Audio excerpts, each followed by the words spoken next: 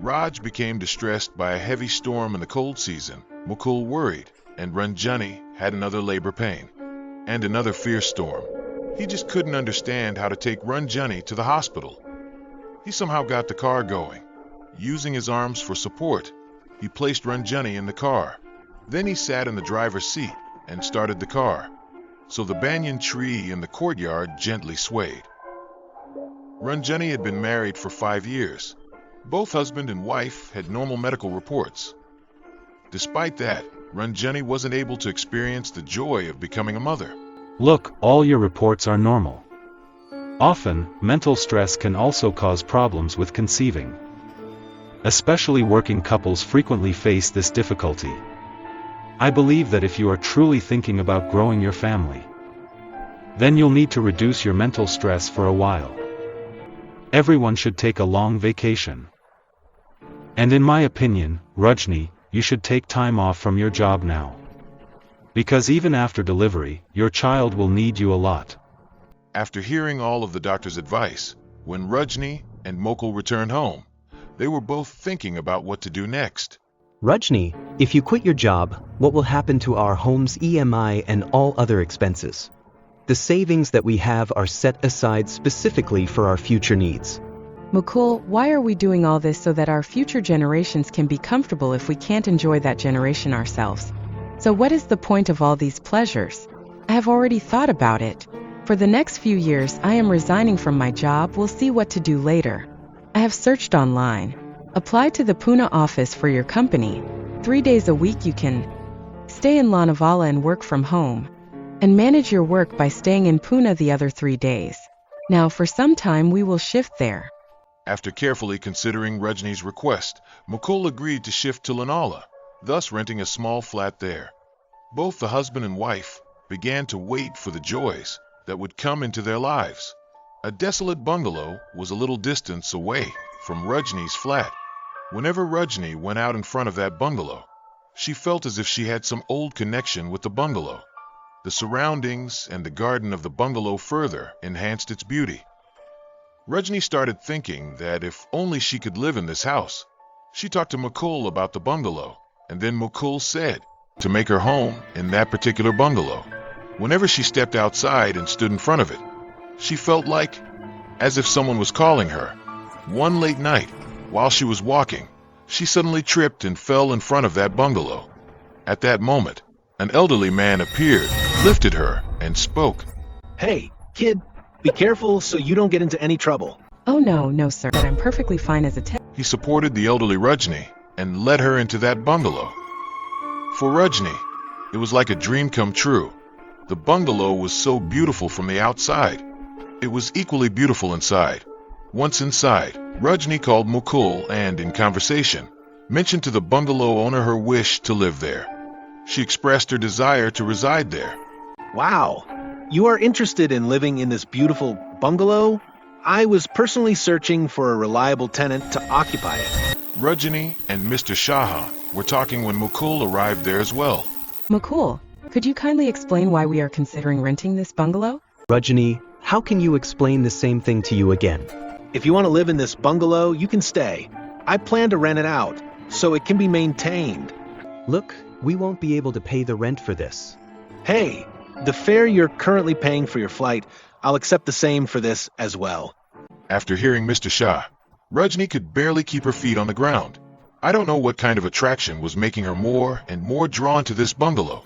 The more frequently she gently touched the personal belongings inside the charming bungalow, the stronger her emotional attachment to it became. Suddenly, she felt a shadow emerge behind her, but she ignored it in her happiness. Rajni and Mukul both moved into this bungalow.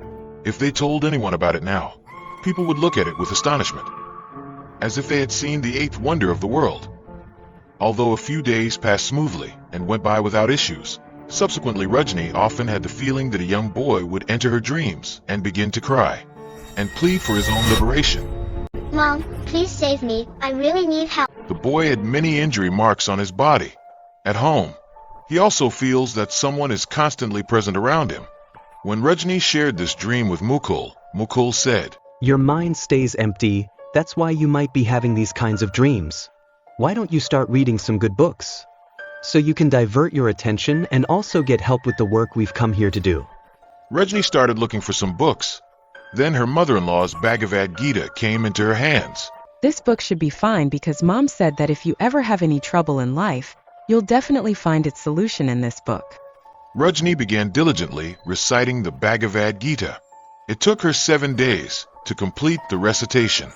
She dedicated 7 days of worship water beneath the peepal tree. As the 7 days of worship concluded, she began to feel a turmoil within herself. He showed her to the doctor, and his happiness knew no bounds. Rajni was about to become a mother, so Mukul took even greater care of her. The boy who often seemed to trouble her now looked at her with calmness.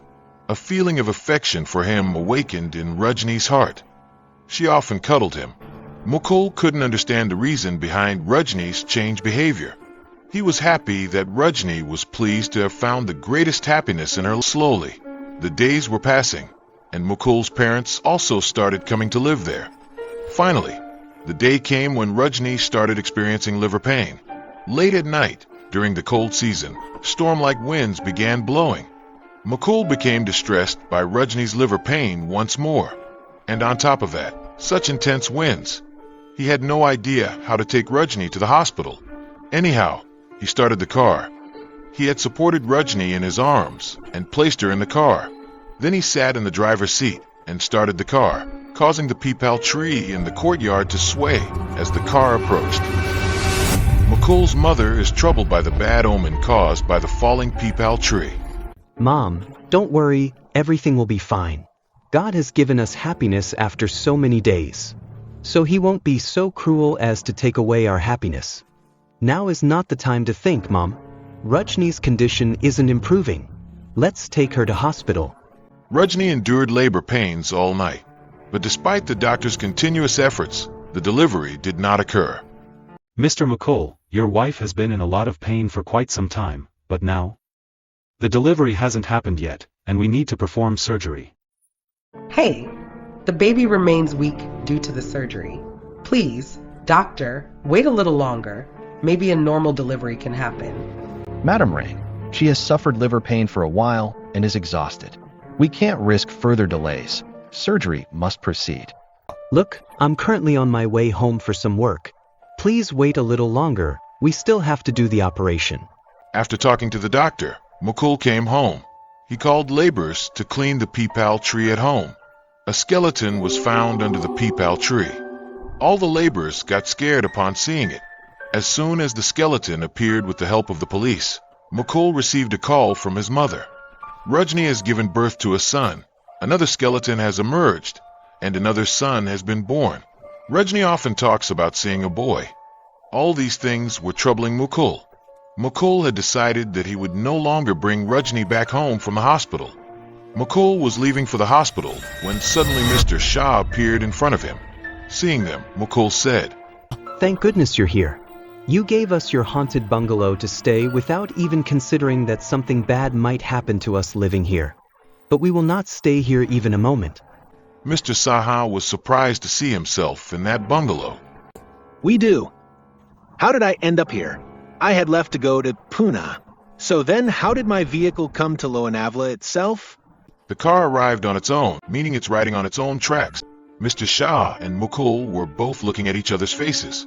Then, a garage worker standing near the bungalow said in a faint voice, Brother, you haven't come here on your own. You were brought here.